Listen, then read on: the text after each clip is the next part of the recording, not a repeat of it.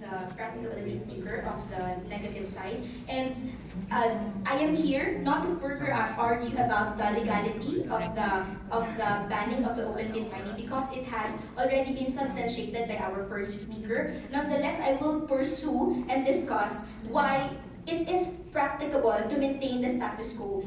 Why is it practicable in the long run? Number one, the status quo is the clamor of the people of South Cotabato. It is a fact known to us that the debate whether or not to allow open pit mining in South Cotabato has been drawn by blood. Street parliaments initiated by church leaders, civil society organizations, farmer, peasants, and alarmed locals of South Cot were conducted every now and then expressing their disgust to open pit mining. Why is this opposition so heavy? Because they know what is at stake here. They say, Here. Yes, we don't believe in forever. But I tell you, ladies and gentlemen, there is forever in open pit mining. Why? Because we are going to excavate a portion, a chunk of the land and never be able to replace it forever. That is forever, ladies Yes, and here. And who is suffering here? Our children. Our children's children, ladies and gentlemen. This is the largest debt that we are going to live to the next generation. What are the other effects of it? Soil erosion, pollution, accompanying logging activities, which pose a threat to biodiversity, and particularly for the indigenous communities, to their source of food, traditional medicine, and integral part of their culture. This is by the study of Woodland and Wicks even before the expiration of the SMI in Tampakan.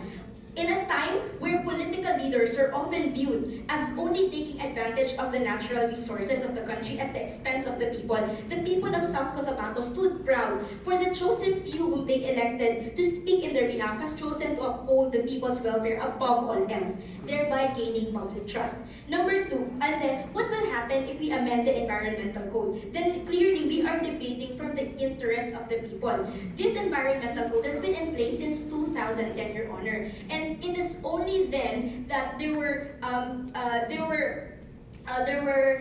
petitions being filed, but for the longest term, there has been no controversy as to this because the interest of the people is really for the banning of open pit mining. Number two, the sustainability of the proposition of the government, and they are just relying on the current practices that we have. But even with those methods, ladies and gentlemen, I would like to enlighten you that for the past 10 years, 16 tailings dams facilities have been destroyed and have eroded a lot of homes, a lot of families, a lot of lives in the whole Philippines. One of which is the Marco Mining Corporation's open pit, which ruptured and spilled millions of tons of mine waste that smothered the Boac River in Marinduque, wherein so many villages, so many people had been affected. Approximately 20,000 people were affected, and it is not far from possible that it could happen in South Cotabato. The question here is not a matter of if, it's a matter of when. That's why we have to totally ban the open pit mining.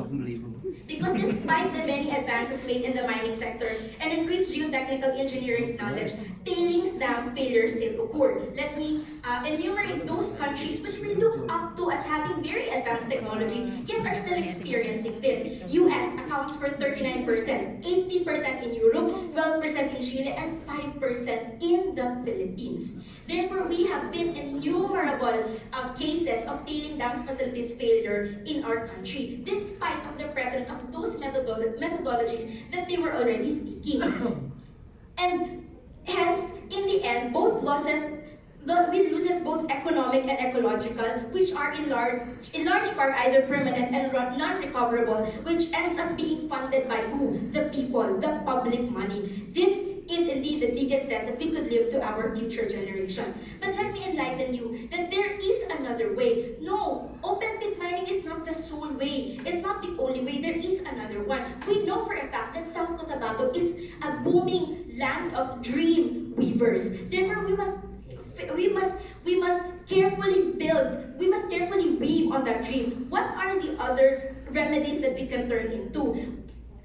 We have booming ecotourism. We have booming agriculture in South Cotabato. These are the things that are perpetual that we could invest into other than the open pit mining. Here. Are forever, and the economic gains are not only short term. here for the authority. Tapos ng laban.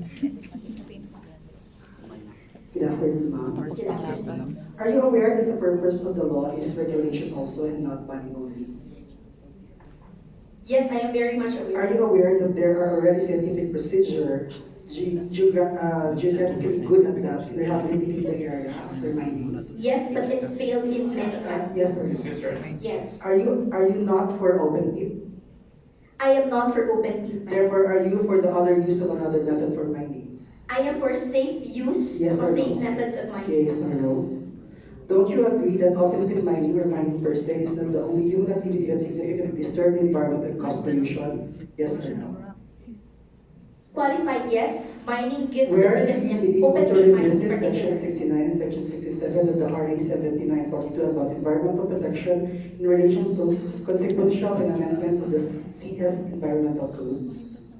Can you repeat your question? Sorry. Where you be able to revisit section 69 and section 71 of RA 7942 about environmental protection in the relation of consequentiality of the amendment of the SC Environmental Code? Yes. Do you agree that we are debating here in whether to amend or not to amend rather than whether or not to mining is good? Yes, but we are Yes or no? debating on the spirit of this debate. Yes or no? No. Please answer.